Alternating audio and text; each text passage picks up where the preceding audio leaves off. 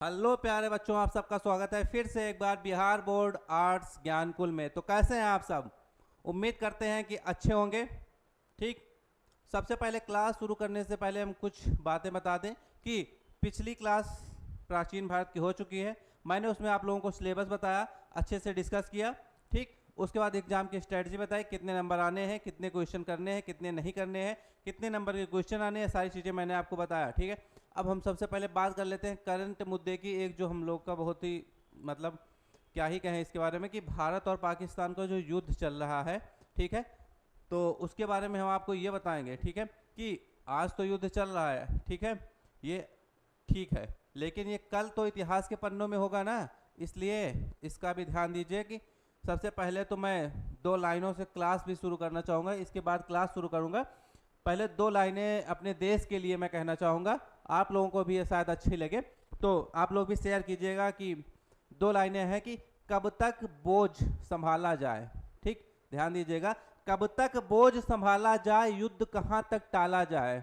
ठीक है, कब तक बोझ संभाला जाए, युद्ध कहाँ तक टाला जाए, दोनों ओर लिखा हो भारत, सिक्का वही उछाला जाए।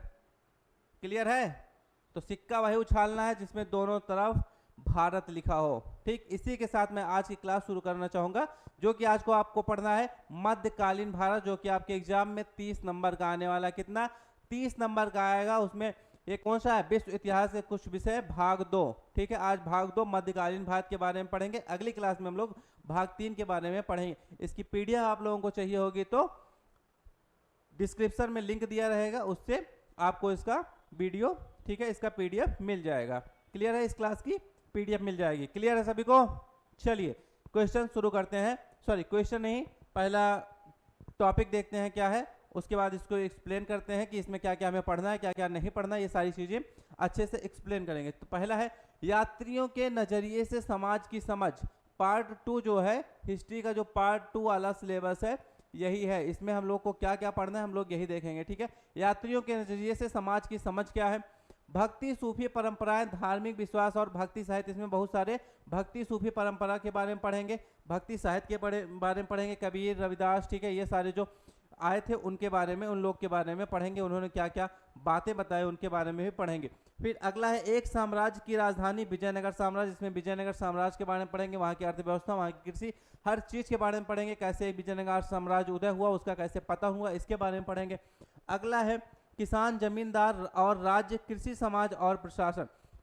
ठीक है, जहां ये सारी चीजें होंगी वहां खेती भी तो होगी, किसान भी तो होंगे, कृषि हो रही है तो किसान भी तो होंगे, जमींदार होंगे, जब किसान हो रही है तो कर भी देना है, जमींदार भी है, राज्य भी होगा, तो ये सब के बारे में पढ़ेंगे। अगला है शासक और मुगल तिब्बती सम्राटों के दरबारों का इतिहास, ये चौथा। अब इसमें हम मुगल दरबार के बारे में पढ़ेंगे। ठीक है, कि मुगल कैसे आए, ठीक है, कहाँ से आए, ये सारी चीजें पढ़ेंगे, उन्होंने क्या क्या, उनके राजतंत्र, उनके शासन कैसे, उनकी व्यवस्था कैसी थी, ये सारी चीजें एकदम बढ़िया एक्सप्लेन करेंगे आप लोगों के लिए। चलिए पहला हम लोग इसका नेक्स्ट देखते हैं। पहला है मध्यकालीन भारत, जो कि 30 नंबर का आने वाला है। मध्यकालीन भारत से यात्रियों के नजरिए से समाज की समझ। ठीक है, पहला ये है। तो सबसे पहले इसमें है कि विदेशी यात्रियों का भारत आगमन कैसे हुआ, कैसे हुआ, पहले विदेशी यात्रियों के बारे में पढ़ेंगे। तो हम लिख देते हैं इसमें विदेशी यात्रियों का भारत आगमन। जहां नहीं समझ में आएगा आप लोग कमेंट करके जरूर बताइएगा।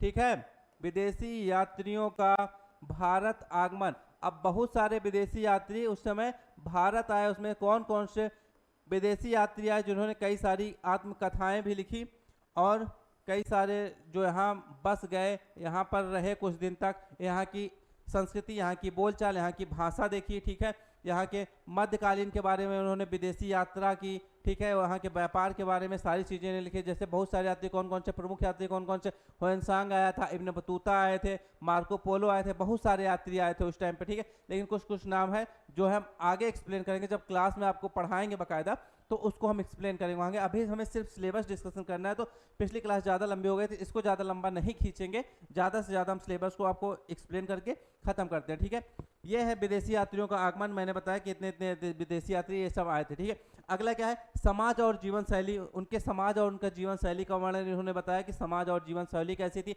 भारत की जाति व्यवस्था कैसी थी, सामाजिक परंपरा क्या थी, वहाँ पे रीति रिवाजों में कैसे बटा था, ये सारी चीजें थी। ठीक है, यहाँ का शासन व्यवस्था भी, जब ये सारी चीज़ें समाजवाद सब कुछ है तो ठीक है, तो उन्होंने महिलाओं की स्थिति के बारे में, समाज में महिलाएं भी है तो महिलाओं की स्थिति के बारे में भी बताया, ठीक है। फिर यहाँ की शासन व्यवस्था और प्रशासन के बारे में जानेंगे कि यहाँ की शासन व्यवस्था और प्रशासन कैसा था, ठीक।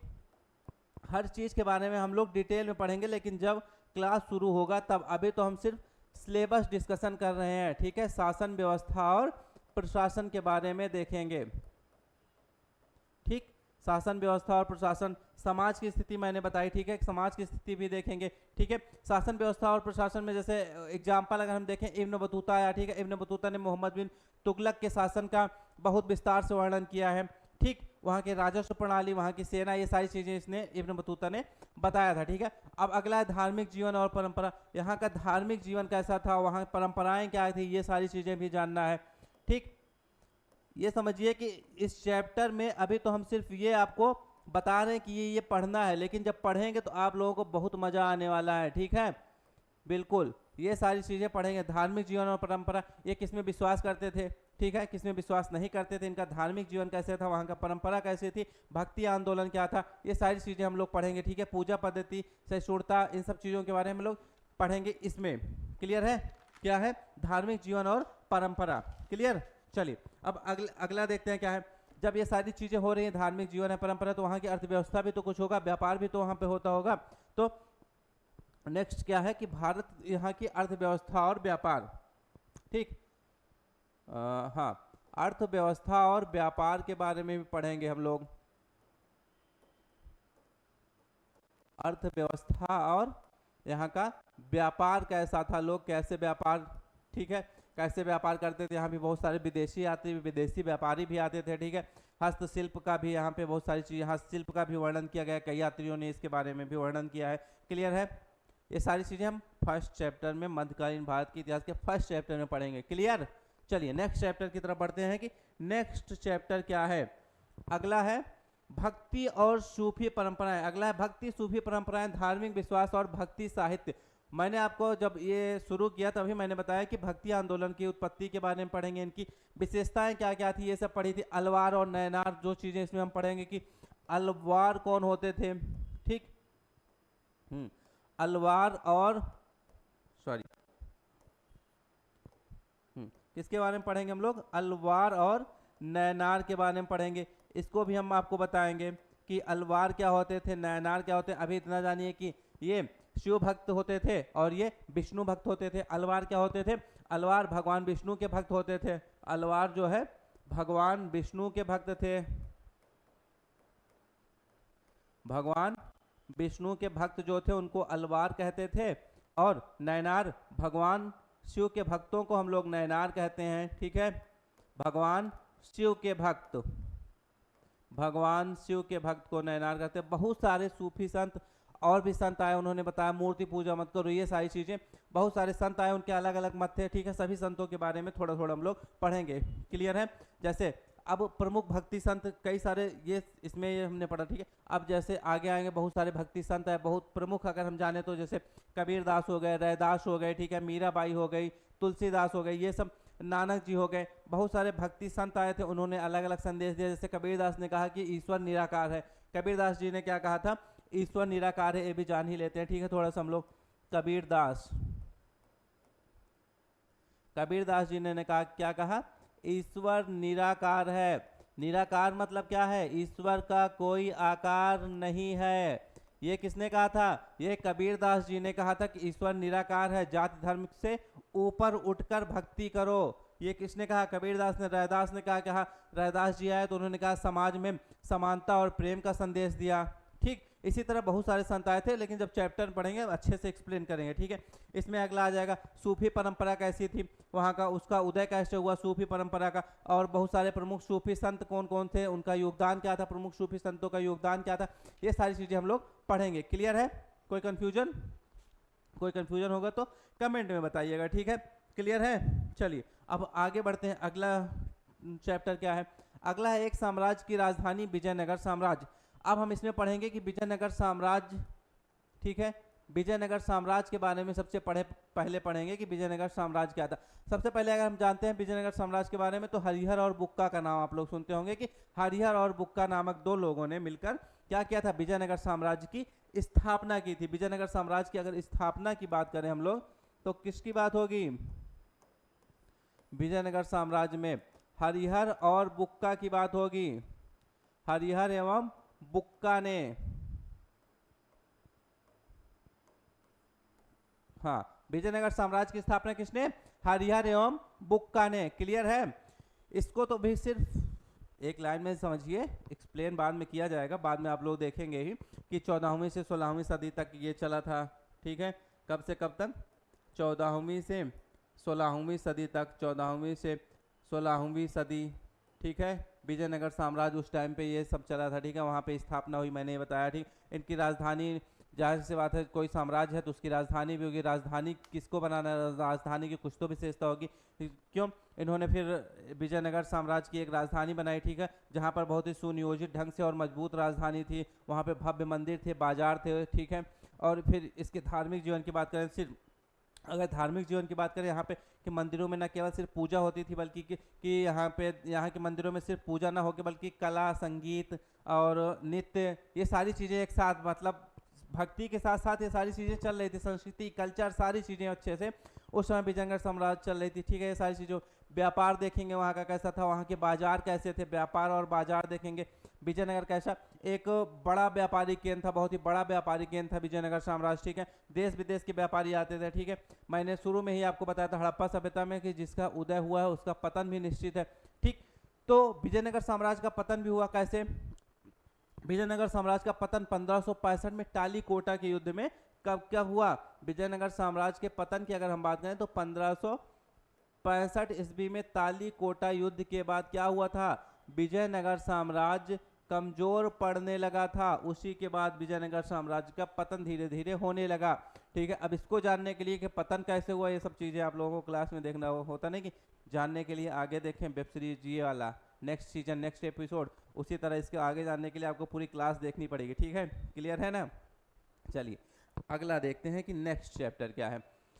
अब देखिए क्या है, किसान, जमींदार और राज्य, कृषि, समाज और प्रशासन। जाहिर सी बात है सॉरी, जहाँ पर किसान है, जहाँ पर कृषि हो रही है वहाँ पर किसान हो गया, जहाँ पर किसान है वहाँ पर कृषि होगी। ठीक है, कृषि व्यवस्था की बात करें तो इस समय मुगल दरबार लगभग थोड़ा बहुत शुरू हुआ था। ठीक है, 16वीं से 17वीं शताब्दी का टाइम था। तो कृषि व्यवस्था में क्या था, मुगल काल में खेती सबसे पहले बहुत ही महत्वपूर्ण कार्य था। लगभग अधिकांश लोग वहाँ पर किसान थे। ठीक है, किसानों की स्थिति कैसी थी, किसानों की स्थिति ठीक थी।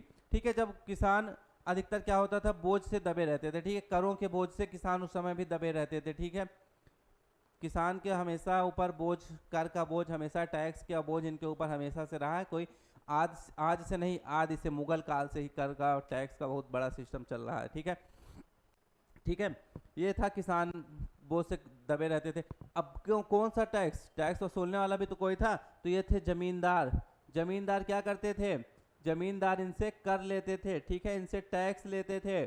टैक्स लेकर क्या करते थे, ये राज्य को देते थे। जमींदार टैक्स लेते, राज्य को दे देते थे ना। तो अब टैक्स भी हो गया। ठीक है, टैक्स वसूलते थे, बदले में क्या करते थे, ये राज्य को कर दे देते थे। ठीक है, जमींदार मैंने बताया किसान है, बोझ हो रहा है, दबे हैं, तो कर भी दे रहे हैं, सारी चीजें। अब एक चीज है, राज्य दे रहे हैं, कर प्रणाली वहाँ की कैसी थी ये भी पढ़ेंगे। ठीक है, उनका आमदनी का मुख्य स्रोत क्या था, भूमि था, उपज के आधार पर कितना कर देना पड़ता था, ये सब चीजें थी। अब एक चीज और था, ये सारी चीजें थी। ठीक है, वहाँ का कृषि समाज तो ठीक है, वहाँ का समाज, ग्रामीण समाज क्या था, ग्रामीण समाज जैसे अभी है उससे थोड़ा सा बेहतर था। क्यों, क्योंकि उस समय के लोग जो है परस्पर सहयोग और सामाजिक संबंधों में बहुत ही ज़्यादा महत्व रखते थे, आपस में मिलजुल के रहने में बहुत ही ज़्यादा महत्व देते थे। अभी भी गांव में तो है लेकिन कम हो जा रहा है, धीरे धीरे कम होते जा रहा है कि लोग अरे यार मज़ा नहीं आ रहा, ये सारी चीज़ें करने लगे हैं। ठीक है, लोग दूर भागने लगे हैं, गांव छोड़कर शहर भाग रहे हैं, तो वो सारी चीज़ें हैं कि लोगों के अंदर अब कुछ अलग भावनाएं आने लगी, ये सारी चीज़ें। ठीक है, लेकिन उस समय का गांव एकदम बेहतरीन तरीके से था। तो आगे हम लोग पढ़ेंगे। चलिए अगला है, 5वां चैप्टर है, लास्ट चैप्टर इस, ठीक है, मध्यकालीन भारत का शासक और मुगल इतिवृत्ति सम्राटों के दरबारों का इतिहास। अब इसमें पढ़ेंगे हम लोग मुगल के बारे में। मुगल आ चुके हैं, मुगल पूरी तरह से कैसे अय्याशी कर रहे हैं, क्या कर रहे हैं, शिकार कर रहे हैं, खा रहे हैं, पी रहे हैं, बढ़िया अय्याशी कर रहे हैं, पूरी ज़िंदगी ऐश से गुजार रहे हैं। इनके दरबार में अकबर, जहांगीर, सम्राट, ठीक है, अकबर, जहांगीर, शाहजहां, सबके बारे में पढ़ेंगे मुगल दरबार में, ठीक है। इन्होंने किसको रखा था, इनके जब दरबार है, जाहिर सी बात है राजा वाजा हैं, बढ़िया सम्राट अय्याशी कर रहे हैं, तो एक आध दो लेखा उखा रख लिए थे, जैसे बढ़िया अबुल फजल को रख लिए। अय्याशी में तो मज़ा ही आ रहा था इन लोगों को, मुगल ने खूब अय्याशी की थी, ठीक है। अबुल फजल के बारे में पढ़ेंगे। अबुल फजल ने क्या लिखा था, अबुल फजल ने लिखा कि उन्होंने एक आत्मकथा, ठीक है, और अबुल फजल ने आईने अकबरी लिख दी, ठीक है। अबुल फजल की अगर हम बात करें, इन्होंने मुगल दरबार में इनको रखा गया था, तो अबुल फजल क्या लिखे थे, अबुल फजल लिखे आईने अकबरी। क्लियर है, अबुल फजल ने क्या लिखा था, आईने अकबरी लिखा था। ये सब चीज़ें एक्सप्लेन से पढ़ेंगे क्लास में कि इसमें क्या था, आईने अकबरी में क्या था, क्या क्या अबुल फजल ने लिखा सिर्फ, और भी बहुत सारे लोगों ने लिखा।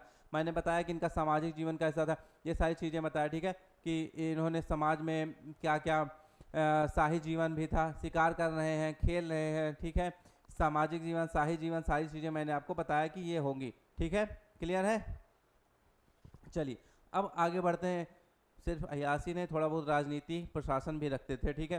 राजनीति और प्रशासन की अगर हम बात करें इनका, तो ये किस तरह से राजा निर्णय लेते थे, ठीक है, किससे प्रशासन चलाते थे, इस सब चीज़ों के बारे में भी हम लोग इसमें जानेंगे, ठीक है। इसमें कि मुगल दरबार में राजनीति कैसे चलती थी, कैसे प्रशासन चलते थे, कैसे ये लोग निर्णय लेते थे, ठीक है। और सबसे बड़ी चीज़ कला और संस्कृति।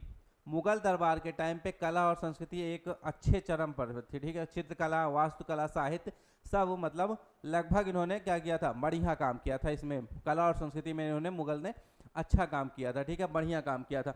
तो ये मध्यकालीन भारत था, ठीक है। पार्ट 2 खत्म, पार्ट 3 हम लोग पढ़ेंगे अगली क्लास में, ठीक है। क्लियर है ना, कोई कंफ्यूजन तो नहीं, कंफ्यूजन होगा कमेंट करके बताइएगा, ठीक। मध्यकालीन भारत समाप्त हुआ, ये सिर्फ सिलेबस डिस्कशन था। अगली क्लास में हम लोग देखेंगे, पीडीएफ चाहिए होगा तो डिस्क्रिप्शन में लिंक है, आपको मिल जाएगा। क्लियर, तो मिलते हैं आप सभी से नेक्स्ट क्लास में, तब तक के लिए जय हिंद दोस्तों।